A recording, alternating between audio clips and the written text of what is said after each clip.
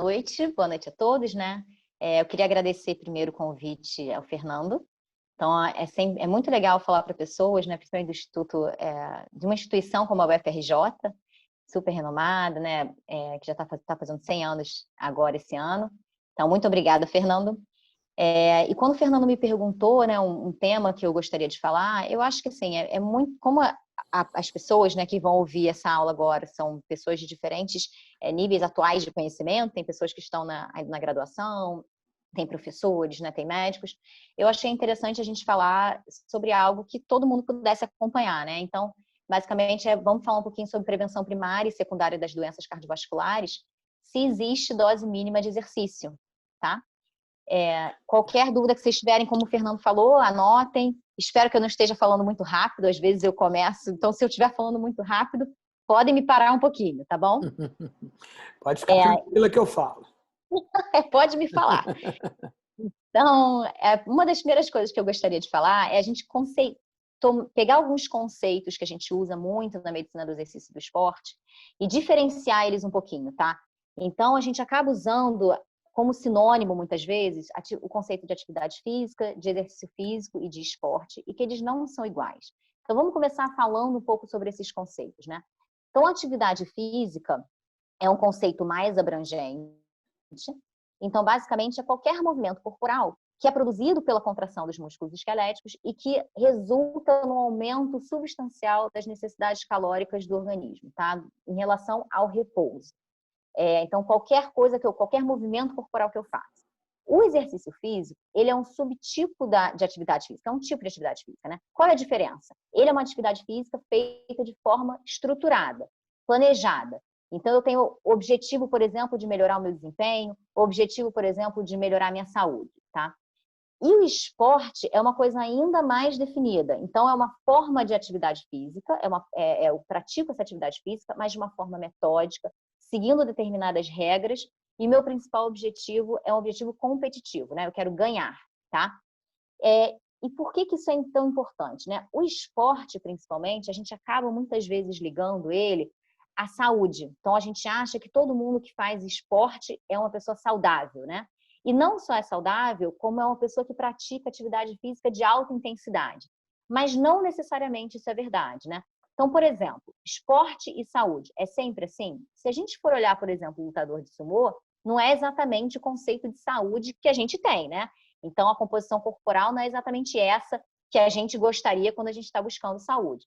E em relação à intensidade da atividade física, né? Nem o tiro com arco, por exemplo, não é exatamente um esporte que me leve a uma atividade física de alta intensidade. Então, por isso que é importante a gente olhar esses conceitos, tá? E por que eu quis conceituar isso primeiramente? Porque quando a gente fala de recomendações, a gente recomenda em relação à atividade física, não necessariamente precisa ser um exercício, alguma coisa estruturada. Então, se, por exemplo, se a gente for recomendar algum paciente para fazer a atividade ou exercício, se ele já for uma pessoa muito ativa, por exemplo, durante o trabalho, talvez ele precise fazer menos do que uma pessoa que passe o tempo todo basicamente sentada, né, não fazendo quase atividade física, tá? Então, basicamente, quando a gente fala em diretrizes, né, em guidelines, eles vão sempre falar de atividade física. E quando a gente olha as últimas diretrizes, eu peguei a última agora de 2018, uma diretriz americana.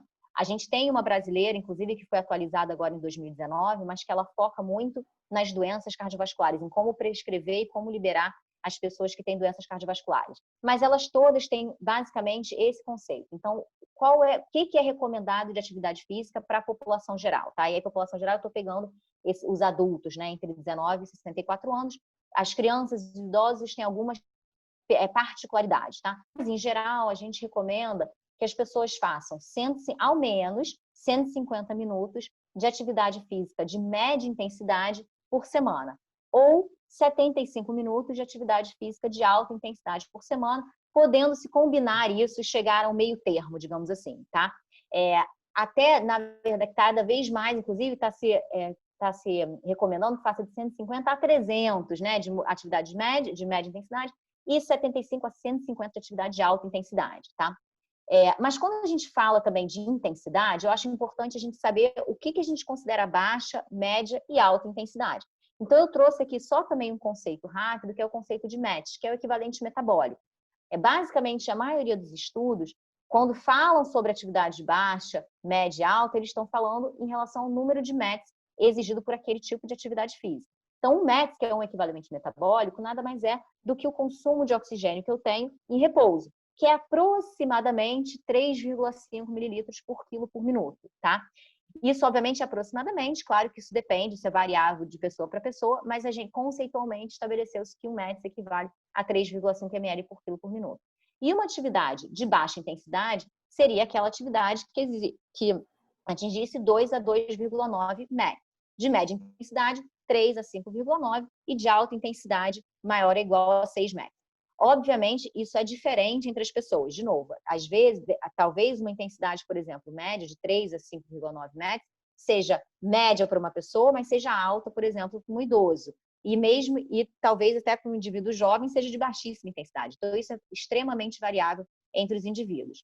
Mas uma forma até mais simples da gente ver a intensidade, por exemplo, é o teste da fala, né? Então, até pela fala e pela capacidade de você falar, a capacidade de você cantar durante determinada atividade física, já é capaz de te dar uma ideia de quão intenso aquele exercício está sendo para uma pessoa. Então, se você consegue falar e você consegue cantar facilmente durante a sua atividade física, aquela atividade está sendo uma atividade de baixa intensidade para você. Se você consegue falar, mas tem uma certa dificuldade de cantar, aquilo já está se aproximando da média intensidade. E se você tem uma dificuldade tanto de falar quanto de cantar, aquilo provavelmente já é uma atividade física de mais alta intensidade para você, tá? Então, só dando alguns exemplos, por exemplo, né? Uma pessoa que está andando, caminhando calmamente pela praia, mais preocupada, inclusive, em olhar a natureza, tudo mais, provavelmente está fazendo uma intensidade baixa. Aquela que já está, né, caminhando de uma forma mais rápida, já deve estar numa intensidade maior do que a de baixa intensidade, e a pessoa, quando está correndo, já estaria fazendo, por exemplo, uma atividade de alta intensidade. Mas, de novo, isso é extremamente variável entre as pessoas, tá? Então, o que a gente recomenda, né? Recomenda de média intensidade, que seria essa de 3 a 6 METs, né? Esse tipo de atividade. Mas quando a gente fala de volume, quando a gente vai falar em alguns estudos em relação ao volume de atividade física, isso leva em conta o tempo, né? A duração que a gente está fazendo atividade física, a frequência, ou seja, quantas vezes por semana, e a intensidade. Então, trouxe aqui só esse conceito, né? Que isso daqui corresponde a 7,5 metros hora por semana. Só porque eu vou falar de novo nesse número mais para frente quando eu mostrar alguns estudos, tá? Então, gravem que basicamente é esse 7,5 que a gente teoricamente seria igual ou acima disso de volume de atividade física que a gente estaria recomendando para a população em geral, tá? E uma coisa que é interessante é que, ainda bem, né, cada vez mais a gente fala na mídia sobre a importância da atividade física. Não só para as doenças cardiovasculares, mas também para doenças neurológicas, neurodegenerativas, né, para depressão, para o câncer. Então, cada vez mais está na mídia toda essa questão de quão importante é a gente fazer atividade física. Isso é ótimo, porque, inclusive, agora os pacientes estão vindo para a gente e muitas vezes perguntando como é que eu faço atividade física, né? Então, eles vêm com essa demanda para a gente. Então, isso é super importante. Mas, apesar disso tudo, a gente ainda tem uma prevalência de inatividade física muito grande no Brasil. Não só, principalmente no Brasil, né? O Brasil é um dos maiores em relação à prevalência de inatividade física no mundo, né? Então, se eu considerar aquelas pessoas, o percentual de pessoas que não atingem a dose recomendada atualmente de atividade física, a gente vê que entre os homens essa prevalência chega a quase 50% e entre as mulheres pode ser até maior do que 50%, né? Então, isso é preocupante, tá? Apesar de toda essa propaganda que a gente tem feito, né? Toda essa conscientização da população que a gente tem feito. E por que as pessoas não fazem atividade física? Então, tem um vídeo no YouTube do Dr. Drauzio Varella que é super interessante, né? Que ele até coloca um conceito de tipo, fazer atividade física é contra a natureza humana. Não sei se eu concordo exatamente com isso, não. Mas isso seria uma das explicações e existem várias outras explicações para a gente não fazer atividade física. Não tenho tempo para fazer, não tenho companhia, eu não sei como fazer, eu não gosto de fazer exercício físico, eu não gosto de me manter ativo, né? Então, existem várias justificativas para isso, né? E agora a gente tem mais uma. Então, a gente agora tem mais a pandemia do Covid-19, né, que chegou aí, e a gente já viu que isso já teve algum tipo de impacto na vida das pessoas em relação manter-se ativo ou não. Então, teve um estudo bem legal que foi feito, em março, inclusive, né? Não sei se todo mundo conhece o Fitbit, né? Fitbit é um dispositivo que uma das funções que ele tem, um reloginho, né? Que uma das funções que ele tem é justamente medir o número de passos diário que as pessoas estão dando. E aí eles compararam o número de passos diário que as pessoas, os usuários do Fitbit estavam fazendo em 2019, em 2 semanas de março de 2019, com as mesmas 2 semanas de março de 2020, né? Depois já de ter começado a pandemia. E eles viram que houve um decréscimo, uma diminuição do número de passos diário importante em todos os países. No Brasil, naquela época, né, em março, teve uma redução de 15% do número de passos. E já tem alguns estudos, e a gente pode tentar transportar, né, esses dados para a nossa realidade atual, que grandes desastres naturais têm consequências negativas em relação ao perfil de atividade física, né? Em até 3 anos depois do desastre acontecer, do tsunami, por exemplo, terremotos. Então, é uma coisa que a gente tem que se preocupar, porque eu não sei exatamente como é que está agora, né? Vou até rever esses dados, se já tem mais alguma coisa mais recente, mas possivelmente essa questão da redução da atividade física pode durar ainda anos depois que essa situação nossa se resolver, tá? E isso é um grande problema, um problema de saúde pública mesmo, né? E aí tem uma questão do seguinte, as pessoas começam a adotar cada vez mais hábitos sedentários, elas estão mais em casa, e elas podem muitas vezes se perguntar o seguinte, olha, não vou conseguir fazer os 150 minutos de atividade física aeróbica de média intensidade por semana, né? Então, será que vale a pena eu fazer menos do que isso? Será que não vai ser só uma perda de tempo? Vamos ver, né? Vamos ver se, de repente, fazer menos do que isso pode ter algum tipo de benefício, né? Porque isso pode ser importante a gente falar para o nosso paciente. Olha só, você não consegue fazer os 150, mas tenta fazer menos do que isso, pelo menos, né? Pelo menos alguma coisa. Então, vamos dar uma olhada. Por isso que eu acho que é interessante a gente falar nessa questão de dose e resposta. Isso existe em relação ao exercício físico e à prevenção de doenças cardiovasculares. Então, começando a falar como é que surgiu essa questão dessa relação de atividade física com as doenças cardiovasculares. Um dos estudos epidemiológicos, os primeiros estudos epidemiológicos em relação a isso, que mostrou essa associação, foi feito em 1953, né, na Inglaterra, por um fisiologista chamado Morris, né, que ele viu o seguinte, ele comparou a prevalência e a incidência de doenças cardiovasculares naquelas pessoas, nos motoristas de ônibus e nos cobradores de ônibus, né? Qual era a diferença entre eles? Os motoristas de ônibus passavam praticamente 90% do tempo durante o trabalho sentados, dirigindo. Já os cobradores, eles passavam o tempo todo subindo e descendo escada, né? Essa escada dos elevadores, dos ônibus que eram com 2 andares. E praticamente eles subiam praticamente 600 degraus por dia. Então, era bastante coisa. E o que eles viram em relação a isso? Quando eles olharam em relação à incidência de doenças cardiovasculares, eles viram que não só a incidência nos cobradores, né, que eram mais ativos durante o dia, era menor, mas também a forma de apresentação, principalmente isso, a apresentação da doença cardiovascular, da doença arterial coronariana, era uma forma muito mais branda do que os motoristas de ônibus. Então, os motoristas de ônibus abriam muitas vezes o quadro com infarto, com uma morte, né? E aqueles que eram cobradores abriam com dor no peito, com angina, então, e morriam menos do que os motoristas de ônibus, tá? E aí começa uma série de estudos epidemiológicos tentando associar o nível de atividade física, a quantidade de atividade física com a incidência de doenças cardiovasculares. E eles começam a ver que existe, de fato, uma associação inversa entre a atividade física e a incidência de doença arterial coronariana, tá? E essa relação inversa tem várias características de ser, ela é uma coisa em sequência, ela tem plausibilidade biológica, então mostrava que existia, de fato, possivelmente uma causalidade entre atividade física e incidência de doença arterial coronariana. Mas aí começam outros estudos mostrando, tudo bem, mas quanto de atividade física que eu devo fazer?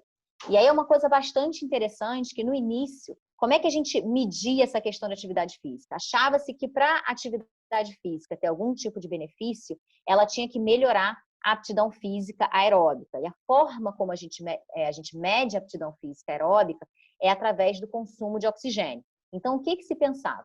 Olha, eu vou prescrever a quantidade de atividade física que deve ser feita, deve ser tal que existe um aumento do consumo máximo de oxigênio, ou seja, da minha aptidão física aeróbica, e aí sim eu posso dizer que é essa quantidade que eu devo fazer para atingir para ter os efeitos benéficos da atividade física, né? Então, na verdade, até o ano de 2000, mais ou menos, é assim que eles recomendavam atividade física. Só que os estudos que mostravam essa melhora eram estudos que ou tinham uma atividade física autorreferida, então a gente não sabia exatamente quanto era feito, ou eram protocolos extremamente estruturados, em que as pessoas faziam 3 a 5 vezes na semana, por determinada quantidade de tempo, determinada intensidade de esforço. Então, acabou que as primeiras diretrizes em relação à quantidade de atividade física ou volume de atividade física que deveria ser feito eram aquelas que visavam performance, visavam, na verdade, uma melhora de desempenho, uma melhora da aptidão física aeróbica medida pelo consumo máximo de oxigênio. Depois de 2000, tem, na verdade, uma pequena alteração. Talvez eu não precise ter necessariamente um aumento do meu consumo máximo de oxigênio, né? Uma melhora da minha aptidão física aeróbica, mas, de repente, inclusive com atividades físicas que não aumentem o meu volume máximo de oxigênio, meu consumo máximo de oxigênio, já sejam capazes de me trazer os benefícios à saúde.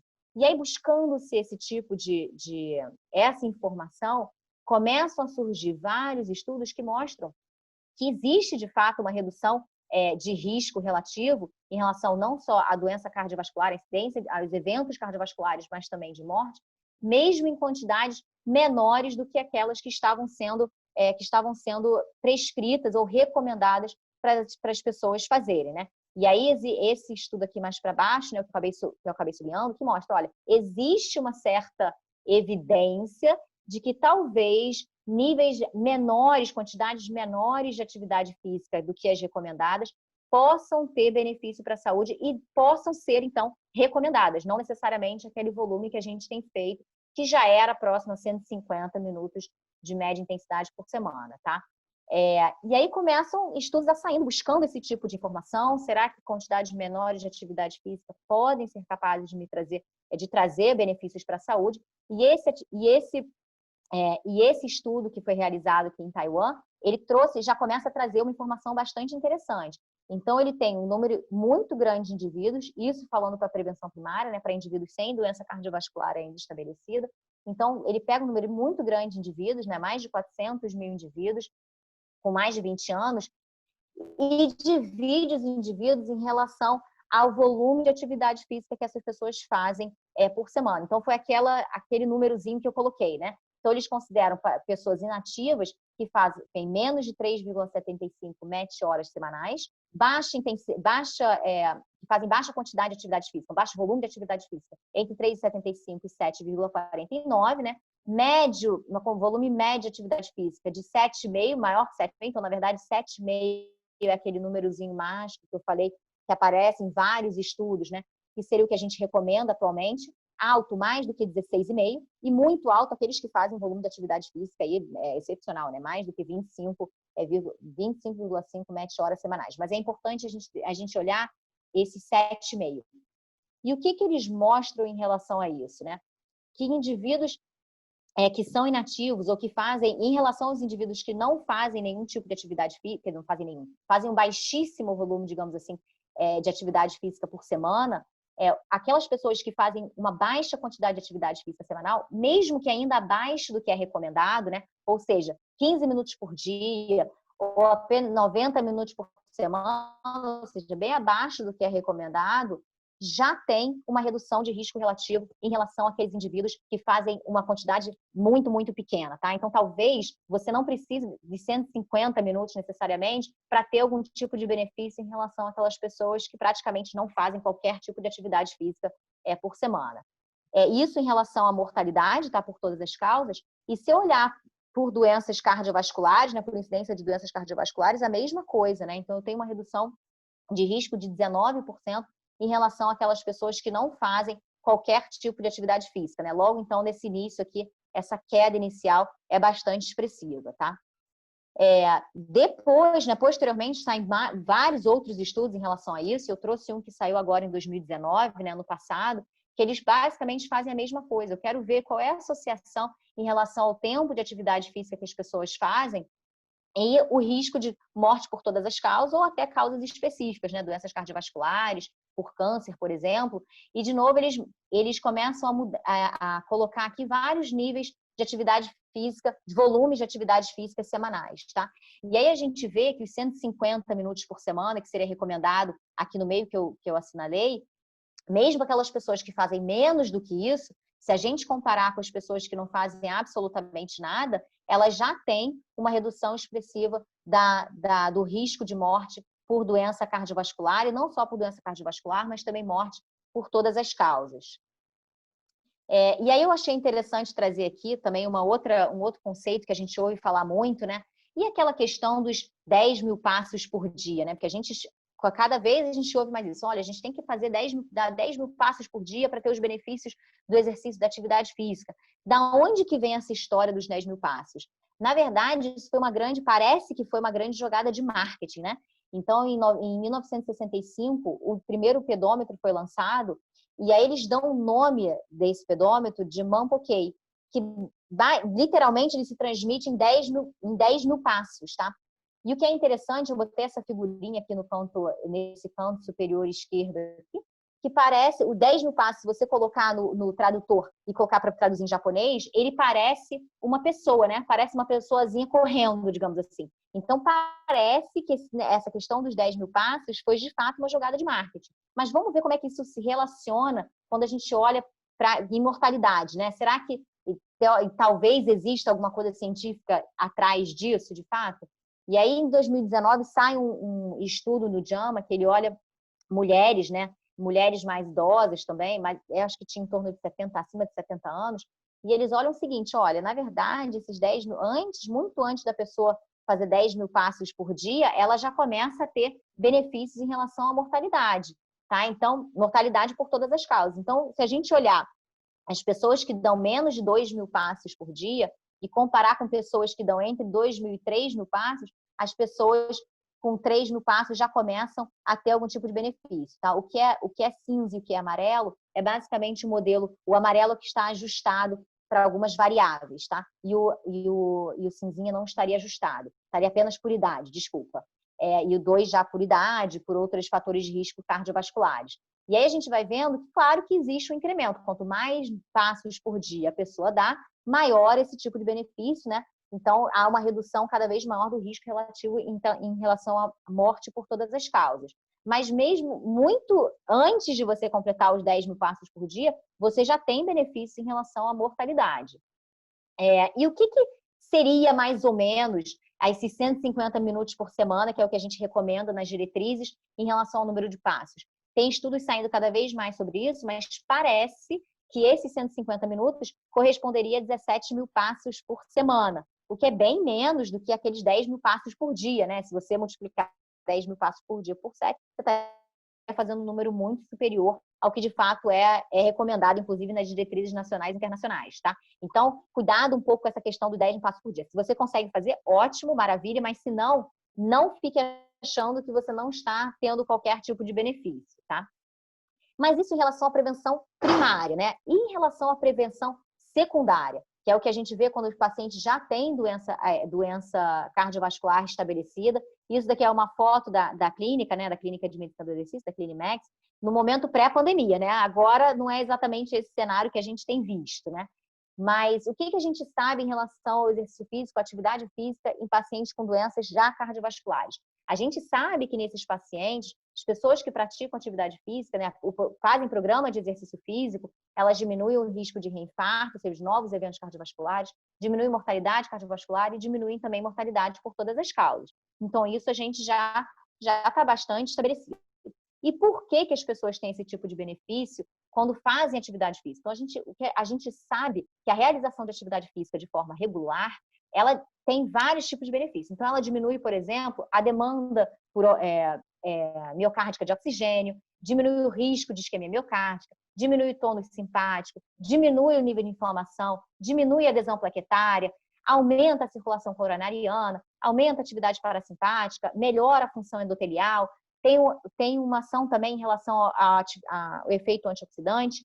Então, a gente sabe que são vários, tem uma tabela que tem muitos, eu destaquei alguns só, existem várias adaptações que a realização, a prática de atividade física regular tem, que são benéficas para o paciente com doença cardiovascular. Claro que isso feito de uma forma regular, né? feito o exercício físico de uma forma aguda, ela acaba sendo também uma forma, na verdade, um estresse, digamos assim, agudo, né? Tira o nosso organismo da homeostase, mas ele feito de forma crônica, ele traz várias adaptações importantes para o nosso organismo que acabam se traduzindo nas ações benéficas em relação a eventos cardiovasculares e mortalidade, tá?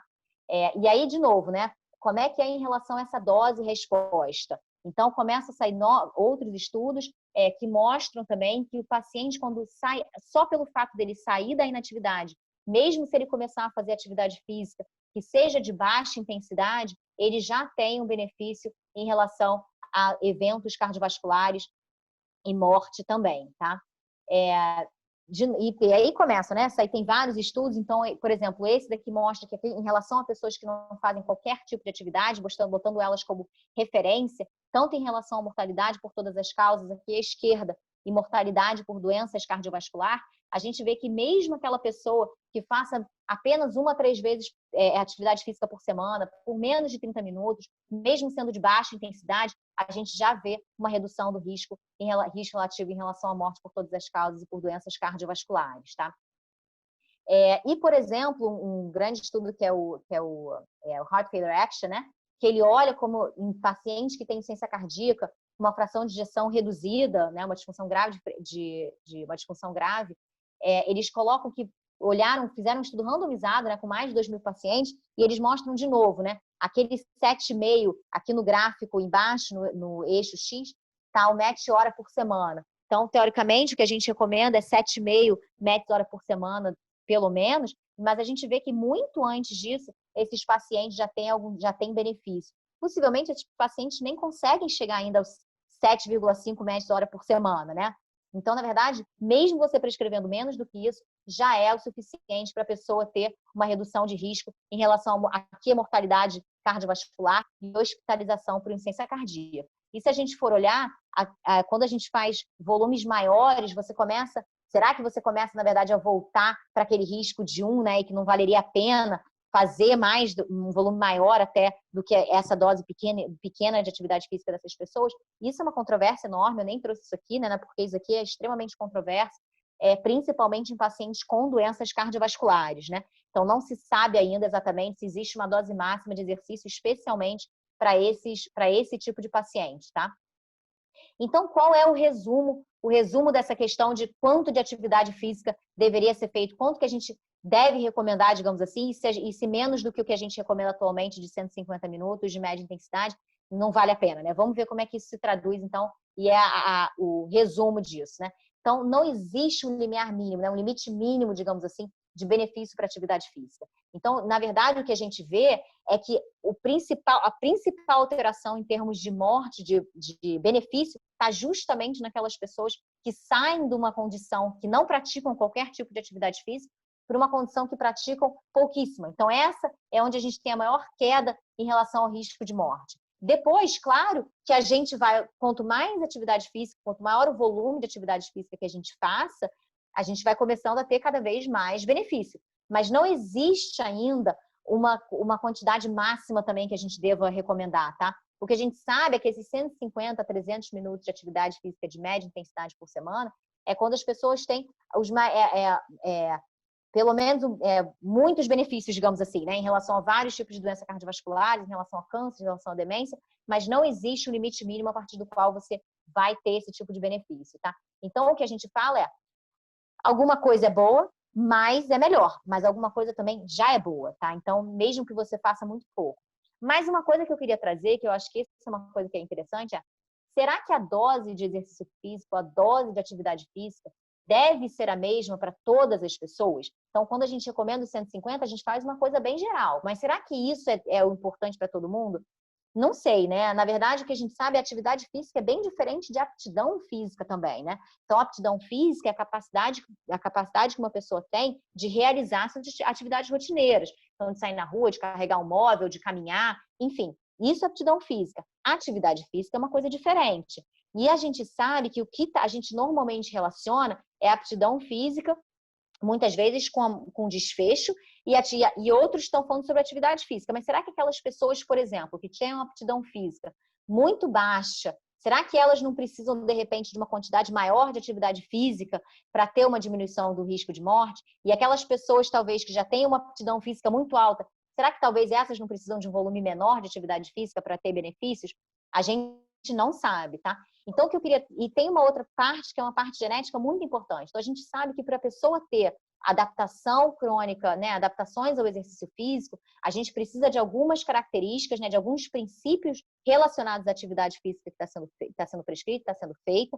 Então, o princípio da sobrecarga, né, a pessoa sempre tem que fazer aquilo que pelo menos tira mais da zona de conforto. O princípio da reversibilidade, ou seja, se você parar de fazer atividade física, parte das adaptações, grande parte, né, das adaptações que você teve, elas voltam, né, elas não somem, digamos assim, mas elas deixam de existir. Então, você tem que estar sempre fazendo algum tipo de atividade física. E a especificidade, porque se você quer ter algum tipo de benefício em termos de alguma adaptação em relação à atividade física, determinada atividade, por exemplo, você tem que fazer exercícios específicos para aquilo.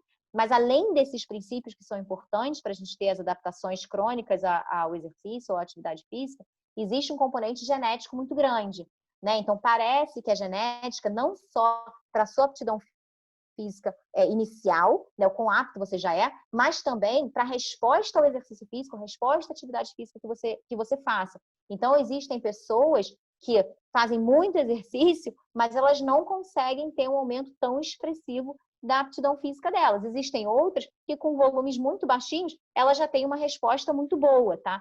E isso, de fato, a gente começa a estudar isso, e esse gráfico mostra exatamente isso, que são diferentes genótipos. E aí, em relação à resposta ao aumento do consumo máximo de oxigênio, né, que é aquele que diz para a gente, que quantifica para a gente a aptidão física aeróbica de uma pessoa, então eles mostram que o genótipo A, por exemplo, enfim, eu posso treinar, mas assim, meu consumo máximo de oxigênio não aumenta muito assim, né? Aumenta bem menos do que, por exemplo, esse que está bem aqui no final, esse mais acima, né? Então a gente já vê que ele não só parte de um consumo máximo de oxigênio ou de uma aptidão física aeróbica maior, mas ele também tem uma resposta muito maior. Então, que nem medicamento, provavelmente a atividade física também é uma coisa muito individualizada, né? A quantidade de atividade física, a dose de atividade física que cada pessoa precisa para ter as respostas adaptativas e assim os benefícios talvez varie muito entre as pessoas, seja uma coisa extremamente individual. E aí, quando a gente fala em aptidão física, uma outra coisa que eu acho que é importante a gente falar é que a gente sempre focou muito na prescrição de atividade física aeróbica, né? Porque, claro, são os estudos mais antigos, eles focam muito na parte aeróbica, porque a gente mede, né, o consumo máximo de oxigênio, e é isso que a gente consegue relacionar basicamente com mortalidade, com esses benefícios. Mas cada vez mais a gente está vendo que a aptidão física não aeróbica, e que consiste na força e potência muscular, na flexibilidade, no equilíbrio, na própria composição corporal, também estão associados à mortalidade, e que a gente começa agora a olhar mais para essa parte de atividade física, de exercícios não aeróbicos, né? Nessa prescrição não aeróbica do componente de exercício físico. E como é que a gente começa a ver isso, né? Então, isso aqui eu trouxe dados, inclusive, que são lá da clínica, para a gente mostrar, esses são dados até não publicados, né? Que a gente está vendo que componentes não aeróbicos estão associados à mortalidade. Como é que a gente vê isso, né? Isso é um teste que foi desenvolvido lá na clínica, o teste de sentar e levantar. Eu não sei se todos vocês estão familiarizados com isso. Eu trouxe porque foi um teste que ganhou grande popularidade na mídia, né? Tem várias citações, aí a mídia fala bastante sobre isso, que é um teste basicamente que mostra o seguinte: como que a pessoa consegue sentar e como que a pessoa consegue levantar do chão. Basicamente, eu dou uma nota máxima de 5 para como a pessoa senta e 5 para como a pessoa levanta do chão, de acordo com o número de apoios que ela precisa. Então, se eu sento no chão e cada apoio que eu preciso, eu perco um ponto. E se eu desequilibro, eu perco meio ponto. Quando eu levanto, mesma coisa. Para cada apoio que eu preciso, eu perco um ponto. E para o desequilíbrio, eu perco meio ponto. Então, por exemplo, se eu sento no chão sem utilizar nenhum tipo de apoio, eu ganho 5. Se eu levanto do chão sem utilizar nenhum apoio, eu ganho mais 5. Somando os dois, dá um score de 10. Mas se eu sento precisando apoiar a mão, eu já perco um ponto, dou 4. E se eu levanto, por exemplo, apoiando, também ganho 4. Isso dá 8. E o que a gente viu é que as pessoas que têm o menor score, ou seja, que precisam de mais apoio, que desequilibram, são aquelas pessoas que têm uma menor chance de sobrevida a longo prazo. Ao contrário daquelas pessoas que têm um score maior. E por que que isso se relaciona com aptidão física não aeróbica, né? Porque parece, é o que a gente tem estudado, né, já há bastante tempo, parece que simplesmente a capacidade de você sentar e levantar, ela se correlaciona com o seu equilíbrio, com a sua potência e força muscular, com a sua composição corporal, né? Os obesos, eles têm mais dificuldade de sentar e levantar do chão sem utilizar apoio, ou seja, e flexibilidade, né? Quanto mais flexível você for, maior essa sua facilidade. Então, seria como se fosse uma expressão da minha aptidão física não aeróbica, e isso estaria associado à mortalidade por todas as causas. Tá? E aí, a partir daí, não só esse, né, mas outros também estudos mostram que força muscular, por exemplo, que a gente mede com hand grip, também está associado à morte por todas as causas. E a última diretriz, então, americana, que foi aquela que eu trouxe em relação aos 150 minutos por semana, já coloca que você deve fazer também exercícios de fortalecimento muscular, pelo menos 2 vezes por semana. Então, cada vez mais a gente está dando importância a esse tipo de exercício também, e não apenas aos exercícios a exercícios aeróbicos, né? E aí vem uma frase que eu acho muito interessante, que eu acho que essa é a grande mensagem que eu queria trazer aqui, se você só consegue, se isso, 150 minutos por semana de atividade de média intensidade, é mais do que você consegue fazer agora, faça o que você consegue. Mesmo se você fizer 5 minutos de atividade física, você já tem benefícios expressivos para a sua saúde, né? Eu acho que esse é um conceito importante que a gente tem que passar para a população. O que a gente vê muito acontecendo a gente fala sobre essa questão dos 150 minutos como se fosse um limiar a partir do qual a pessoa vai ter benefício, a pessoa se programa para fazer isso, e na hora que ela não consegue fazer na primeira semana, na segunda semana ela não consegue atingir isso, e aí na terceira ela já desiste, ela já abandona. E aí o pensamento se eu não consigo chegar aos 150 minutos, por que eu vou perder meu tempo fazendo menos do que isso, já que eu não vou ter esses benefícios? Acho que não é essa a mensagem é o contrário. Faça o que você consegue agora, começa a colocar na sua rotina, e aí cada vez mais a gente vai tentando atingir aquilo que vai ser ideal para você, tá? Então, eu acho que essa é a mensagem que eu queria botar. E em relação à pandemia, que a gente não pode nunca deixar de falar, né? A gente ainda recomenda essa questão de se exercitar em casa, né? A gente ainda recomenda que as pessoas façam o que podem fazer dentro de casa, obviamente cada um com as suas condições, e talvez, e agora talvez seja o grande motivo para isso, da gente começar a falar sobre o exercício não aeróbico, né? O exercício que sem ser caminhada, exercício de fortalecimento muscular, de equilíbrio, talvez seja o grande momento, porque são aqueles exercícios que a gente consegue fazer melhor em casa. A gente consegue fazer o aeróbico? Consegue. Mas quem sabe não é o momento, de repente, da gente começar a fazer aquilo que talvez a gente não esteja dando muita importância, né? E que a gente está vendo que cada vez é mais importante. Então, eu acho que era isso que eu queria trazer aqui para vocês, né? Em relação que, então, mensagem final. Não existe limiar mínimo. O mais importante para a gente passar, acho que para a população se é o que você consegue fazer, faça. O mais importante é a gente tirar o nosso paciente do sedentarismo, daquele nível de inatividade total e trazer ele para ser algo ativo. E aí, aos poucos, a gente vai colocando esse paciente no programa, a gente vai começando a aumentar a atividade física que ele consegue realizar, o paciente vai se acostumando, vai colocando na rotina e vai tolerando níveis maiores, e aí a gente vai ajustando, tentando chegar ao máximo que o paciente conseguir, né? Se é que existe, digamos assim, esse máximo, tá bom? Então, eu acho que era isso. Estou aberta aqui a perguntas que vocês queiram fazer. Eu não consegui olhar o chat Cris, ainda. você pode interromper o compartilhamento, que aí a gente vai abrir para as perguntas.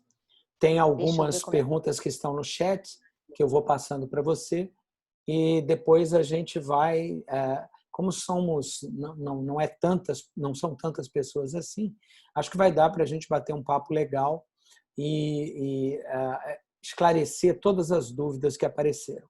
Inicialmente, um dos nossos alunos aqui, o Renato, pergunta: você já até respondeu alguma coisa durante a sua aula? Por sinal, muito boa, adorei, excelente aula. Ele pergunta: sabendo que o ideal desses 150 minutos, né, sejam distribuídos ao longo dos dias, qual o risco de se realizar essa atividade em um só dia? O caso do esportista de final de semana.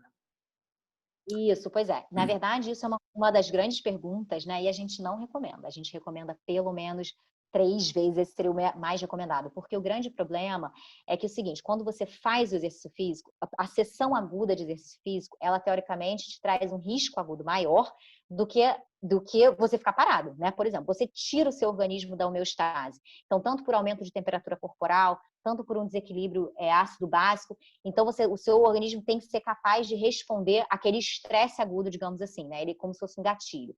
E para você, então você, na verdade, né, naquela sessão aguda de exercício, você tem determinadas adaptações, mas adaptações agudas que são temporárias. Elas não duram, por exemplo, mais do que 24, 48 horas. Então, você precisa de sessões feitas de forma repetida, porque aí você gerando essas respostas agudas de forma repetida é que você começa a ter adaptações crônicas. Então, uma vez por semana, você dá esse espaço inteiro de 7 dias, acaba sendo um intervalo muito grande.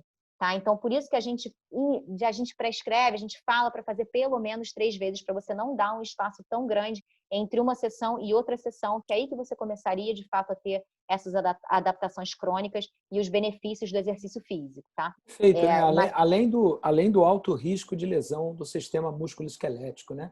Você fazer um estresse muito grande agudamente, né?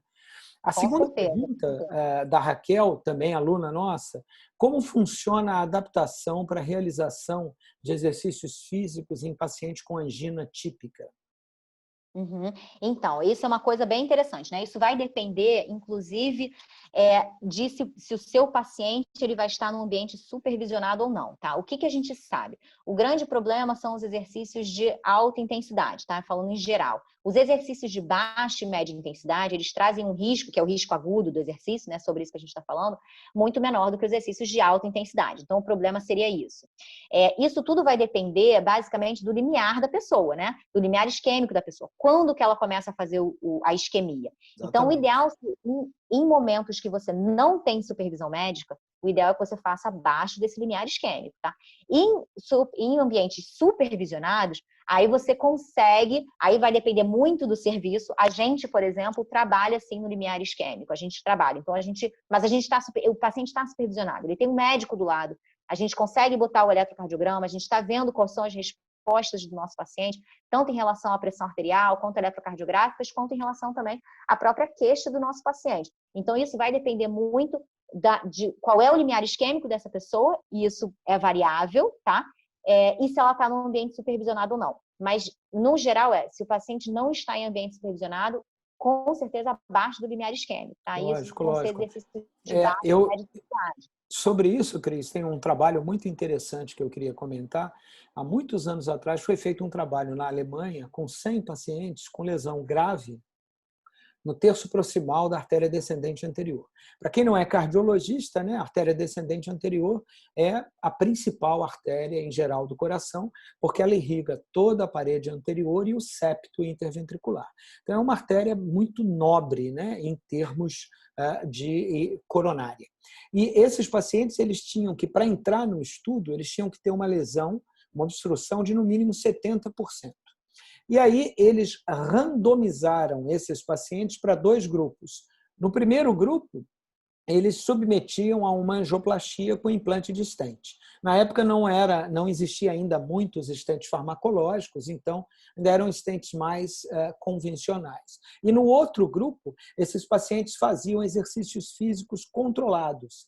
E esse exercício físico controlado era feito, se não me engano, eu não me lembro ao certo, mas eram 4 ou 5 vezes por semana, dentro do hospital, no serviço de reabilitação cardíaca. E aí, depois de um certo tempo de condicionamento, eles acompanhavam esses pacientes por mais 1 ano e viam a taxa de eventos cardíacos adversos maiores após 1 ano, e também a taxa de angina. E, na época, para uma grande surpresa de alguns dos pesquisadores, os pacientes que foram tratados por angioplastia com stent tiveram uma taxa de eventos adversos maior do que aqueles que continuavam com a lesão, mas haviam se condicionado fisicamente. Em termos de angina, então, foi assim altíssima diferença, porque os pacientes condicionados fisicamente, eles passavam a ter um limiar de isquemia muito maior. Eles conseguiam suportar uma quantidade de exercício físico absurdamente maior. Eu me lembro, quando eu morava em São Paulo e na época do doutorado, que o campeão da maratona de São Paulo tinha uma fração de ejeção naquele ano em torno de 40%. Ele quebrou umas 2 ou 3 esteiras do Encore, porque na época não existiam aquelas esteiras, né? Anos 90 e tal. Então, imaginem, na realidade, o potencial que o exercício físico bem controlado tem é imenso, né?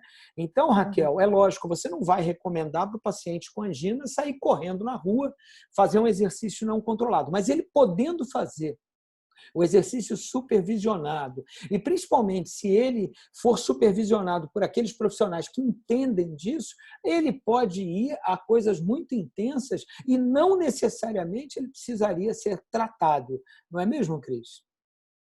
Isso, eu acho que uma coisa que a Raquel acho que talvez também a gente possa falar um pouquinho é o seguinte, num primeiro momento, aquele exercício que para ele é de uma intensidade média ou até alta, quando ele começa a fazer exercício físico, atividade física, enfim, estou usando aqui os dois, não são sinônimos, né, como a gente falou, mas estou usando eles de uma forma parecida. Num primeiro momento, ele começa a fazer atividade de baixa intensidade, tá? O exercício de baixa intensidade. Daqui a pouco, ele vai perceber que aquele mesmo exercício começa a estar super fácil para ele, né? Bem mais fácil. Ele começa a aumentar um pouquinho a intensidade dele. Então, você aumenta a intensidade do exercício, mas para ele já não é mais tão intenso quanto era naquele momento. A gente tem uma... E aí, isso por várias razões, né? Na verdade, você não só tem uma melhora da performance cardíaca, mas inclusive da forma como você extrai, como musculatura esquelética extrai e usa o oxigênio, fica bem melhor. Então, aquele exercício... Então, aquele exercício já não é mais tão intenso quanto era antes e você consegue ir progredindo mesmo fazendo baixa intensidade. Então, o que a gente faz? O importante é você ter... A coisa mais importante é o volume que você faça. Então, se você não pode jogar com intensidade, você joga com duração e com frequência. Se você não pode fazer um exercício de alta intensidade, faz mais longo, faz mais vezes na semana. Então, você consegue jogar dessa forma. A gente tem recentemente, até foi antes da pandemia, mais ou menos uns...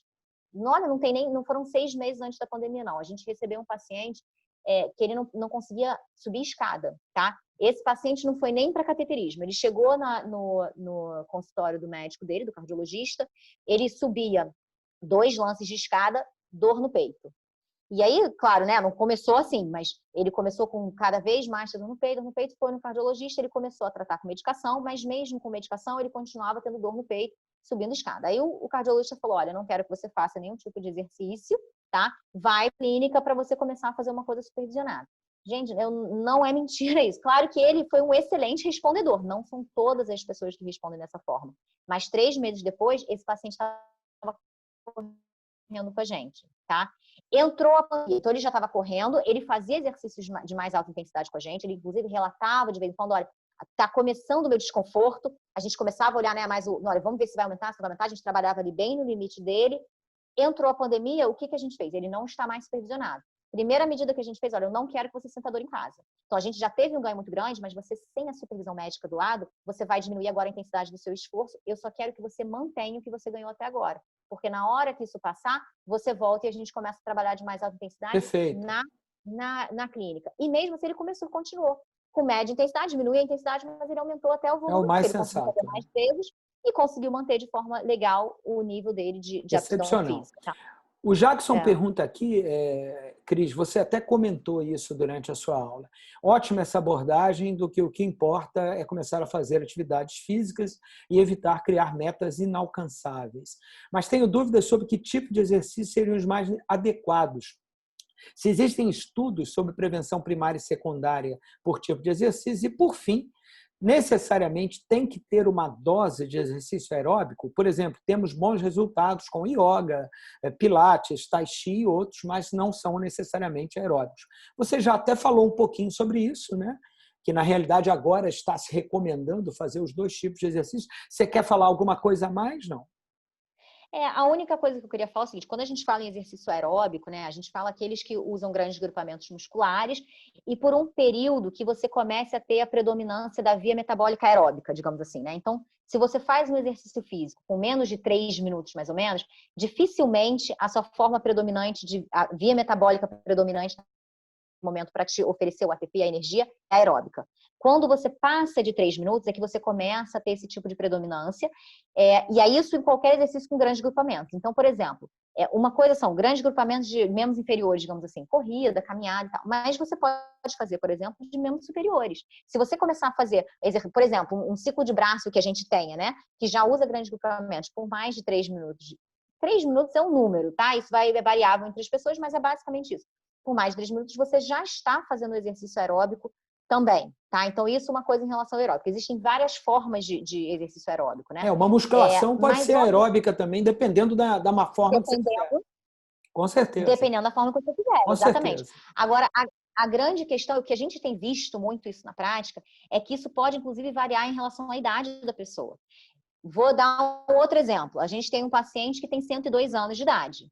Eu não sei se eu quero exatamente trabalhar com ele exercício aeróbico. Claro, eu quero manter a função dele de caminhar, lógico, mas talvez para esse paciente seja muito mais importante eu prevenir, digamos assim, a dinapenia, né, a sarcopenia ou dinapenia, que são conceitos um pouco diferentes, mas prevenir a perda de força muscular, a perda de massa muscular também, a perda de equilíbrio, a perda de coordenação, ou seja, é preferível que eu mantenha esse paciente funcional, consiga cair, que ele não caia no chão, né, que ele tenha um equilíbrio razoável, que se ele de repente tropeçar, ele consiga não cair, né, e não ter fraturas, ou então de repente ele consiga simplesmente se cair, conseguir levantar do chão, ou ele consiga abrir uma porta, ele consiga caminhar só um período pequeno, do que de fato eu pedir para ele caminhar durante 1 quilômetro. Não sei se isso vai funcionar para ele, né? Então, talvez isso tenha a ver com a idade também. Mas, de novo, os estudos em relação a idosos são muito menores do que com certeza. Está chovendo 100%. pergunta, então vamos continuar aqui. Ó. Em pacientes com perda de mobilidade ou plegias, a eletroestimulação muscular pode substituir essa atividade física necessária? Então, olha só, eu não tenho uma grande experiência em relação a isso, tá? Eu até vi aqui. Existem. Tinha um lugar que veio até uma pessoa conversar com a gente sobre isso, que teoricamente seria uma forma, sim, tá? Principalmente em relação às adaptações musculares. Eu não vou saber te dizer em relação às adaptações cardíacas, principalmente. Eu talvez possa responder que eu tenho um pouquinho de experiência nisso. Na realidade, existe uma modalidade de estimulação que é o FES, né? Functional Electrical Stimulation. Ele é feito principalmente para atletas, mesmo que sejam atletas amadores, para recuperação funcional pós-lesão. Mas ele não substitui a atividade física.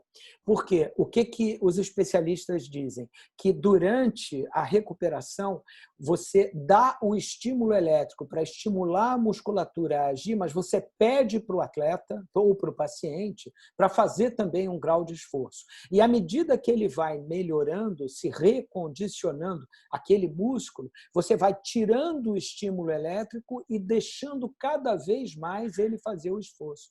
Porque, em termos de exercício físico, o importante é o músculo criar a memória do exercício. Se ele não criar a memória do exercício, o exercício está colocado nele por estímulo elétrico, isso não cria condicionamento.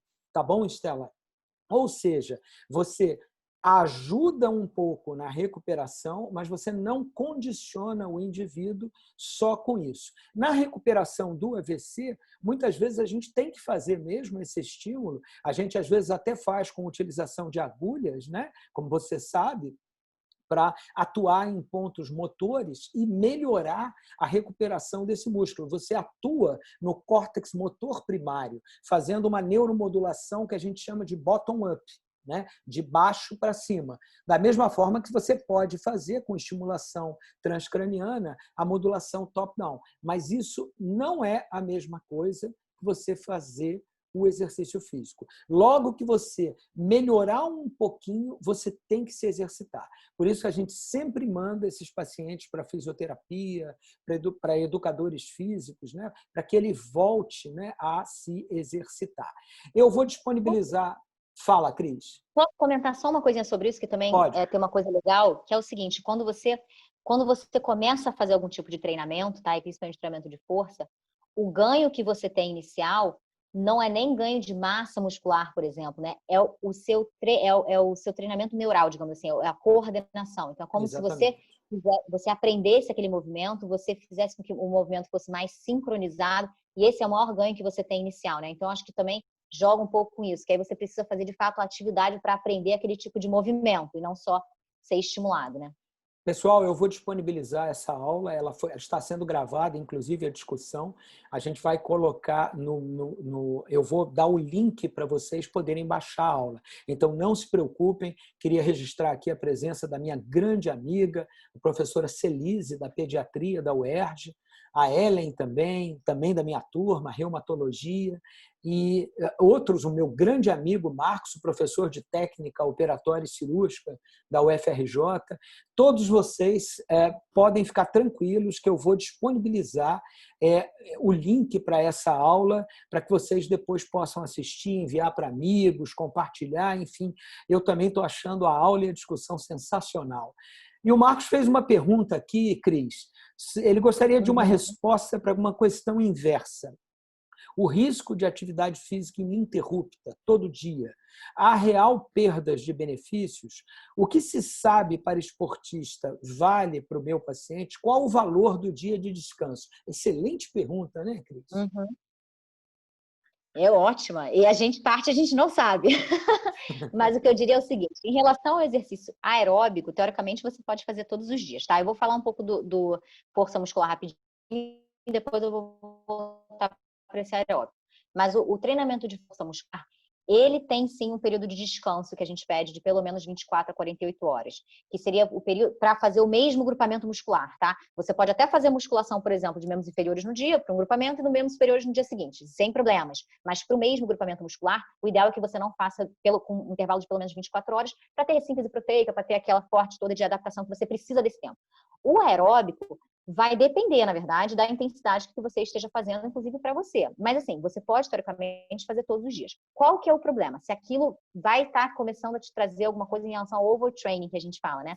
Será que aquilo, na verdade, não está te levando a alguma lesão muscular? Isso é muito comum, alguma lesão osteoarticular que não esteja sendo benéfico para você? E aí você tem alguns sinais e sintomas em relação a isso. Você ter fadiga excessiva, você começa a ter até dor muscular tardia que você pode ter, que aí você começa a ter uma lesão mais importante de fibras musculares.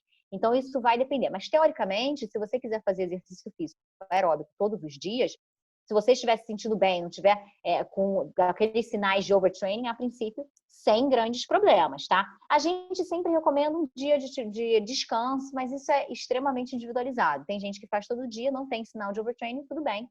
Pode ir, tá? O aeróbico, o treinamento de força para o mesmo grupamento, a gente fala essa relação de 24 a 48 horas. Em relação à dose máxima, não sei. A gente não sabe qual é e se existe uma dose máxima, tá? Para pacientes com doenças cardiovasculares, parece, né, que existe realmente uma curva que faz assim, que depois quando você começa a aumentar muito o volume, talvez, principalmente em relação à atividade, a intensidade, porque exercícios mais intensos de fato aumentam o risco agudo daquele exercício, daquela sessão, parece ter, mas não se sabe. Tem umas pessoas que são completamente contra isso. E para a prevenção primária, que são pessoas que não têm doença cardiovascular, teoricamente não. Quanto mais, melhor. Tá, mas isso traria, por exemplo, aquele coração de atleta, digamos assim, né? Traria respostas maléficas da parte cardiovascular? A gente não sabe. A gente não sabe. Tem pessoas que fazem atividade física todos os dias de alta intensidade e não tem essas adaptações, digamos assim, maléficas do exercício físico. E será que o coração de atleta é, de fato, algo maléfico? Também não sei te responder em relação a isso. A gente está ainda investigando, até porque o coração de atleta, apesar de ter alterações eletrocardiográficas, apesar de ter alterações ecocardiográficas e na ressonância também, ele continua tendo a função dele ok, entendeu? A função dele continua preservada, principalmente a função diastólica. Então, a princípio, a gente não, para a prevenção primária, não tem dose máxima. E para a prevenção secundária, aí que a gente está ainda numa parte extremamente controversa da literatura, tá? Perfeito, Cris. O Rodrigo, nosso querido amigo Rodrigo, aqui da nossa região, ecocardiografista, rapaz muito experiente na parte de eco e um grande amigo, ele diz aqui para você, ótima aula, parabéns. Quanto abaixo do limiar isquêmico vocês utilizam? E como predizer os METs em pacientes não monitorizados em outras atividades sem ser as aeróbicas? Tá, em relação à questão de quanto abaixo do limiar isquêmico vocês utilizam, a gente não tem esse tipo de protocolo de quanto abaixo, digamos assim, né? A gente tenta fazer com que o nosso paciente, isso vai depender, mas se o paciente conseguir fazer pelo menos de média intensidade para ele, e aí isso vai variar da forma como a gente tá vendo a intensidade, pode ser pela frequência cardíaca reserva, pode ser pelo VO2 máximo, né, o VO2 reserva, da percentual do VO2 reserva, pode ser, enfim, pode ser sob várias formas, né? Pode ser através do teste da fala, pode ser pela percepção subjetiva de esforço. Então, você tem várias formas de tentar quantificar o que é uma atividade de média, de alta ou de baixa intensidade, tá? Então, na verdade, quanto a baixo, isso depende do paciente. Eu vou tentar, o que a gente fez, por exemplo, se o meu paciente tem um limiar isquêmico tal, né? Ele chega uma frequência tal, ele começa a ter algum tipo de angina de peito. Tudo eu vou fazer abaixo disso. Se eu puder chegar a 10 batimentos, por exemplo, abaixo disso, para mim já tá legal, já tá bom. Se é que o paciente vai conseguir fazer isso, né? Às vezes o paciente, que eu vou dar, por exemplo, digamos assim, uma zona de segurança, né? Eu consigo quantificar isso mais fácil, obviamente, com o teste cardiopulmonar. Que aí no teste cardiopulmonar eu consigo, inclusive, ver como é que é o pulso de oxigênio dele, se está caindo essa relação. Porque, às vezes, o paciente pode ter a expressão eletrocardiográfica antes, ele pode ter a dor antes também, isso pode variar. Às vezes, o paciente faz dor, não faz alteração eletrocardiográfica. Então, eu começo a ter vários outros parâmetros para determinar melhor até onde eu posso ir. E aí, tudo abaixo disso, seria legal se o paciente estivesse numa forma não supervisionada. Mas assim, Rodrigo, isso vai depender, inclusive, da pessoa, tá? Às vezes a pessoa, eu posso começar para ela, se eu não souber, eu vou começar sempre baixo. Começo baixo e vou adaptando. E vou vendo. Se eu não tenho, inclusive, nenhum teste para ele, eu pergunto para ele, quando você tem dor no peito? Eu tenho quando faço isso. Então, vamos começar bem abaixo? Vamos começar bem baixo mesmo para você. E aí a gente vai aumentando e você vai vendo como é que vai sendo. Eu posso, muitas vezes, utilizar, acho que o teste da fala é fácil de fazer, né? Você consegue cantar e você consegue falar, isso provavelmente está de baixa intensidade. Então, começa a fazer dessa forma. Depois aumenta um pouquinho, então quando você consiga falar, mas não consiga mais cantar. Então, isso já é uma forma de você olhar a intensidade do seu paciente, tá? Em relação ao METs, você falou em pacientes não monitorados, né? De novo, você provavelmente não vai conseguir ver o METs. Existem várias formas de falar. Uma atividade de correr, por exemplo, estima-se que seja esse MET, né?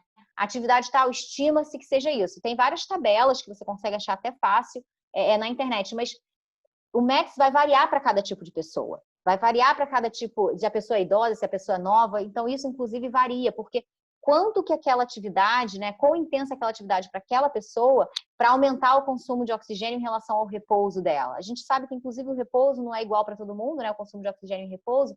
Então, isso é extremamente variado. Então, se você não tem monitorização do seu paciente, você pode fazer pela percepção subjetiva, você pode falar assim, me dá uma nota de 0 a 10, digamos assim, e eu gostaria que você ficasse entre 3 e 4 de nota, né, que seja uma coisa mais fácil. Ou então você pode fazer pelo teste da fala mesmo. Eu faria por essa forma, tá? Qual foi a outra pergunta? Foi do Marcelo, né? Pacientes, como predizer os METs não monitorizados, em pacientes não monitorizados com atividades sem ser as aeróbicas. Mas você já respondeu, né?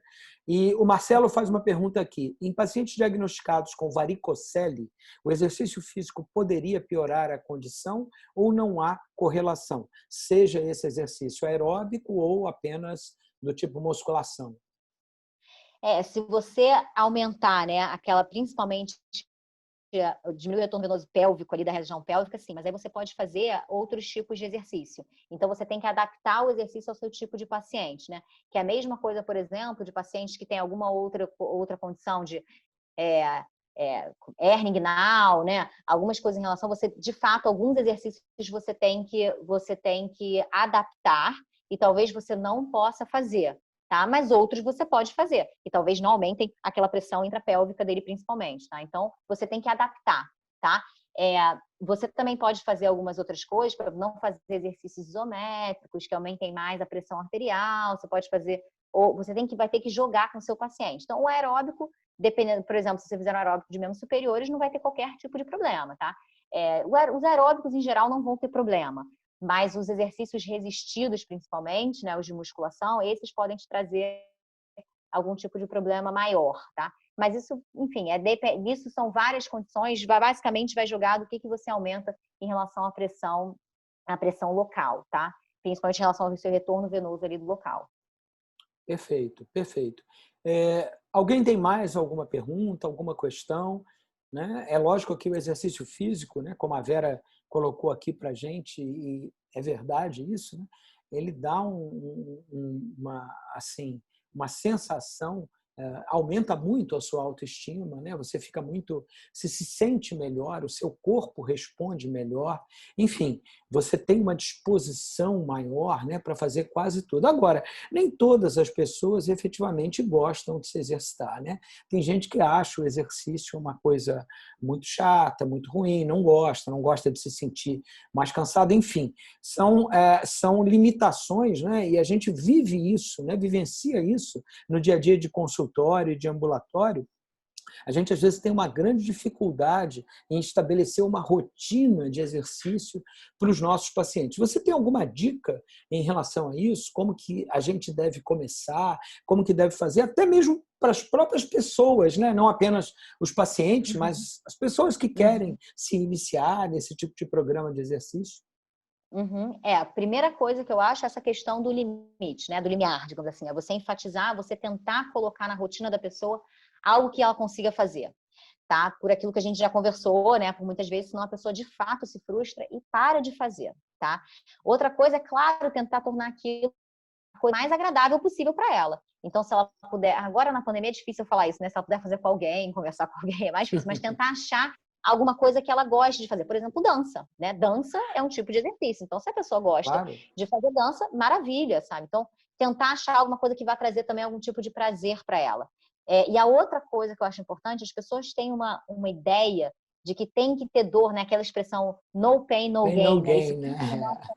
na nossa cabeça, eu tenho que ter dor para... Não é verdade. Pelo contrário, que a gente vê que as pessoas que fazem dor muscular tardia, a gente chama dor muscular tardia, aquela 24, 48 horas depois do exercício, elas têm que parar um tempo para passar a dor e depois recomeçar. Nossa, isso daí já é uma coisa que as pessoas desistem.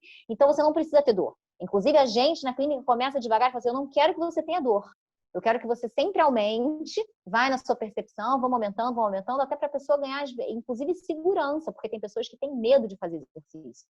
Então, ela começa a ganhar segurança, começa a colocar aquilo na rotina, vê que não sente dor e começa a se sentir melhor. Na hora que a pessoa começa a se sentir melhor, eu acho que esse é o clique que ela dá e fala, agora eu vou adaptar, agora eu vou, inclusive, aumentar e ganha gosto por aquilo.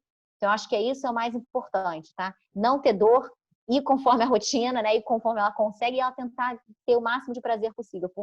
Tem gente que vai lá, a gente tem uma que é clássica, que é o seguinte, né? A gente tem a turma do cafezinho na nossa clínica, que era, agora a turma do cafezinho está um pouco quebrada, eles se encontram por Zoom, né?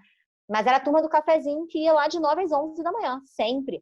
E vários iam para o social. Eles resolviam fazer, eles aproveitavam e faziam o exercício deles. Mas a questão principal era o cafezinho que eles tomavam depois da sessão de exercício. Eles saíam para ir na padaria tomar um café. Então, isso é muito legal, porque várias pessoas iam só pelo social e acabavam fazendo exercício. Ótimo, nem que o exercício seja um efeito colateral, digamos assim, do cafezinho. Maravilha. Então, acho que tornar a coisa prazerosa é muito importante, tá? Do máximo possível, né? Mas eu acho que é explorar essa parte. Pessoal, desculpa, uma coisa mais importante. Desculpa, mas só para terminar isso. A gente tem que, eu acho que uma outra coisa é, a gente, como médico, dá importância à atividade física para o paciente ver quão importante é. O médico não dá importância à atividade física. Não dá, não adianta. A grande maioria não dá. Faz a prescrição, fica horas falando sobre os remédios, tem que tomar 8 horas da manhã, não pode passar 2 horas para cá, 2 horas para lá, não pode esquecer de jeito nenhum, e não aborda a questão dos hábitos, né, a atividade física, dieta também, mesma coisa, né, o estresse, tudo isso.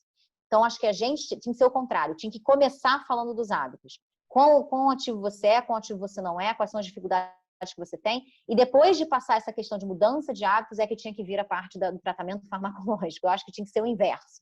E a gente vocês não estão escutando isso, né, meninos? Meninas, Renato, Raquel, Yasmin, Juliana, prestem bastante atenção, porque isso é algo fundamental, Caroline, né?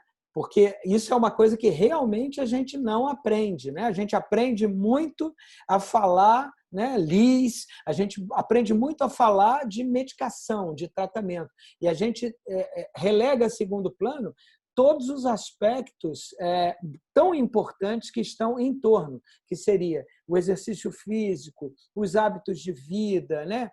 A forma como que o paciente se comporta diante da sua família, diante de seus amigos, a religiosidade, a espiritualidade, tudo isso é tão importante e a gente aborda tão pouco, não é, Cris?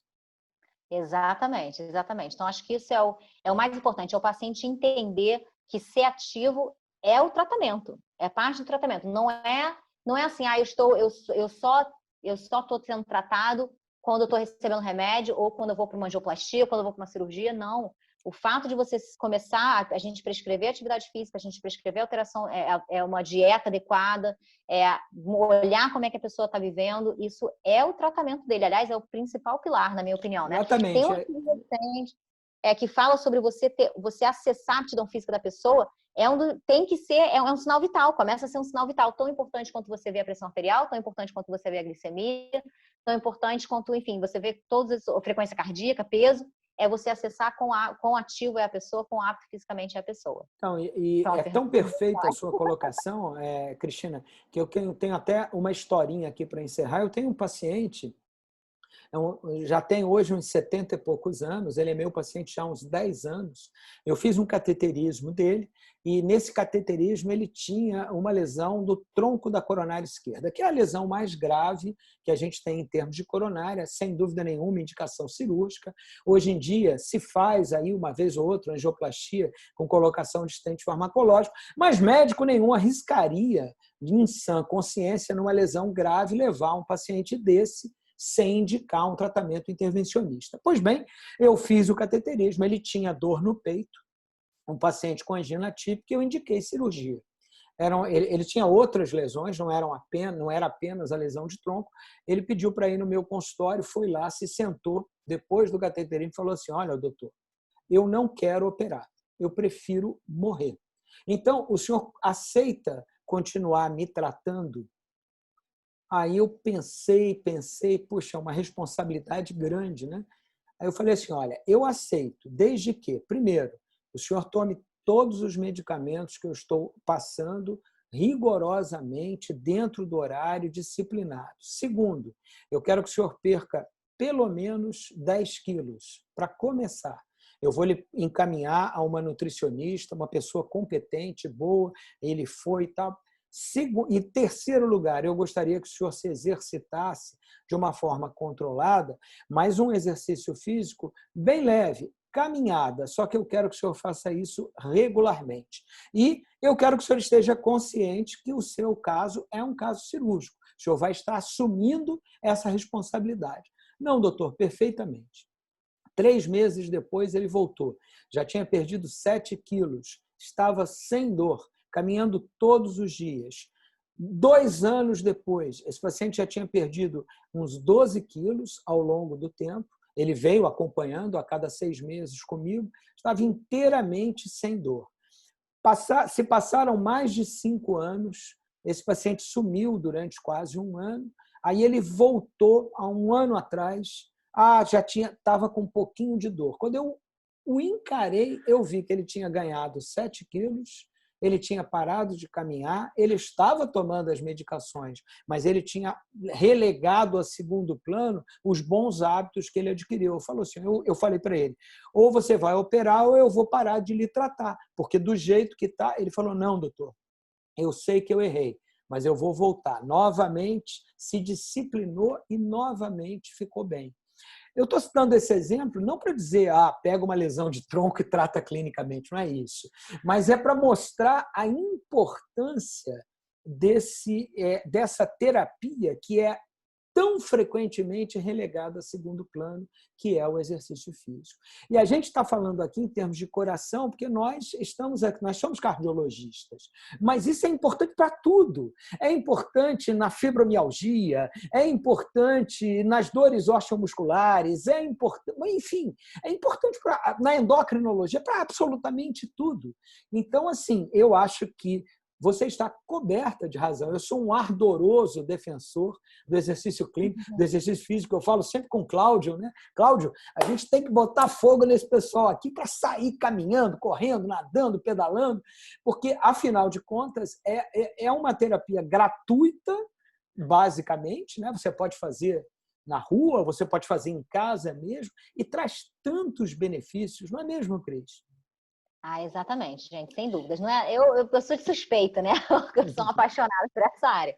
Mas é isso, eu acho que a grande questão, quando eu estava na residência, eu sabia manipular um ECMO, sabia tudo, mas não sabia prescrever um exercício físico para a pessoa. Então, assim, é difícil a gente mudar essa cultura, né? Mas eu acho que tem que mudar e a gente está buscando isso cada vez mais, né? Eu acho que a gente tem que mudar e existe toda uma ciência atrás disso, né? Não é só vai fazer isso. Não, existe uma ciência. Se alguém não souber, tiver dúvidas, fale com alguém que saiba, né? Fala com alguém que saiba mais sobre isso, mas o importante é buscar e fazer o seu paciente fazer o exercício físico dele. Excelente, Cris. Nós já estamos chegando às Professor, 7h30. Professor, eu posso tirar uma dúvida? Claro, João. Dá tempo ainda? Dá Não, sim. eu queria pegar o gancho que o senhor comentou aqui. Paciente que faz uso contínuo de corticoide, ele tem que ter uma atenção especial, tem alguma restrição? Cris? Como que fica? Não precisa, tá? A não ser que ele tenha tenha desenvolvido algum tipo de efeito colateral do corticoide, né? E aí você vai ter que tomar os cuidados, por exemplo, se ele fizer uma osteoporose, se ele desenvolver um diabetes, né? O nível de pressão arterial. Então, você tem que ter um certo controle dessas outras coisas para saber como você vai fazer o exercício físico naquele paciente, tá? Mas apenas pelo uso em si do corticoide, não. Pessoal, a gente vai ter que encerrar, que já são 7h30. Essa aula foi gravada, a discussão também. Eu queria agradecer a presença de todos, principalmente das minhas queridas amigas, do meu amigo Marcos, né? Todos prestigiando aqui a Cristina, a nossa aula. E eu te passo a palavra, Cris, para você dar alguma mensagem final, se você quiser. Fica à vontade. Não, eu só tenho a agradecer a vocês. Gostei muito da discussão. Acho que cada vez que a gente apresenta uma coisa, que todas as perguntas são tão interessantes, né? A gente aprende muito também. E eu estou muito feliz com o convite, Fernando. Queria te agradecer mais uma vez, tá bom? Você será convidada outras vezes. Vai se preparando. Bom, vai se preparando. Pessoal, vambora. Abraços, beijos a todos. Aguardem o link para a aula. Tchau, tchau. Tchau, gente. Foi um prazer.